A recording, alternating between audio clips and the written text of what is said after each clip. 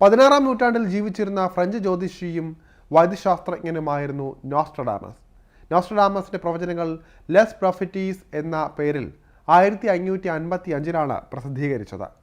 ലോകത്ത് ഇന്നേ വരെയുണ്ടായ ചരിത്രപ്രധാനമായ പല സംഭവ വികാസങ്ങളും നോസ്ട്രഡാമസ് ഈ പുസ്തകത്തിൽ പ്രവചിച്ചിട്ടുണ്ട് എന്നാണ് പറയപ്പെടുന്നത്. അദ്ദേഹം 3-ാം ലോക മഹായുദ്ധത്തെക്കുറിച്ച് പ്രവചിച്ചിട്ടുണ്ട്. 21-ാം നൂറ്റാണ്ടിൽ ഒരു സംഘർഷം ഉണ്ടാകുമെന്നും ഇത് മഹായുദ്ധത്തിലേക്ക് വഴിമാറുമെന്നുമാണ് അദ്ദേഹം പ്രവചിച്ചത്. 2009-നും 2013-നും ഇടയിൽ യുദ്ധം നടക്കുമെന്നും ഇത് 27 വർഷം നീണ്ടു നിൽക്കുമെന്നും നോസ്ട്രഡാമസ് അഭിപ്രായപ്പെട്ടിരുന്നു. എന്നാൽ ആ പ്രവചനം യാഥാർത്ഥ്യമായിട്ടില്ല. ജീവിച്ചിരിക്കുന്ന നോസ്ട്രഡാമസ് എന്ന് വിളിക്കപ്പെടുന്ന ബ്രസീലിയനായ പാരാസൈക്കോളജിസ്റ്റാണ് ആത്തോസ് സലോമി.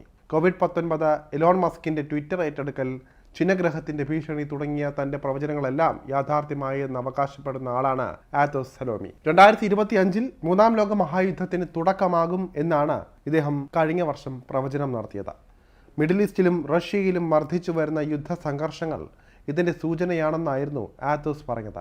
3-ാം ലോക മഹായുദ്ധം സാങ്കേതിക വിദ്യയുടെ കൂടി, അതായത് AI-യുടെ കൂടി അടിസ്ഥാനത്തിലായിരിക്കുമെന്നും അദ്ദേഹം സൂചിപ്പിച്ചിരുന്നു. ലോകത്തെ തന്നെ അത്ഭുതപ്പെടുത്തിയ കാര്യങ്ങൾ പ്രവചിച്ചയാളാണ് ബൾഗേറിയൻ ജ്യോതിഷി ബാബ വാങ്ക. 2-ാം ലോക മഹായുദ്ധം, ചെർണോബിൽ ദുരന്തം, ഡയാന രാജകുമാരിയുടെയും സാർ ബോറിസ് മൂന്നാമന്റെയും മരണതീയതി, റഷ്യൻ അന്തർവാഹിനി കർസ്ക് മുങ്ങിയത്, കിഴക്കൻ ബൾഗേറിയയിലുണ്ടായ ഭൂകമ്പം, US-ലെ സെപ്റ്റംബർ 11 ആക്രമണം, 2004-ലെ സുനാമി എന്നീ സംഭവങ്ങളൊക്കെ ബാബ വാങ്ക പ്രവചിച്ചതായി പറയപ്പെടുന്നു.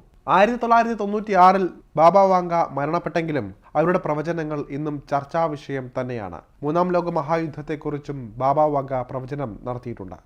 മിഡിൽ ഈസ്റ്റിലെ സംഘർഷങ്ങൾ 3-ാം ലോക മഹായുദ്ധത്തിലേക്ക് നയിക്കും എന്നാണ് അവരുടെ പ്രവചനം. എന്നാൽ തീയതിയോ മറ്റ് വിശദാംശങ്ങളോ ഒന്നും പ്രവചിച്ചിട്ടില്ല.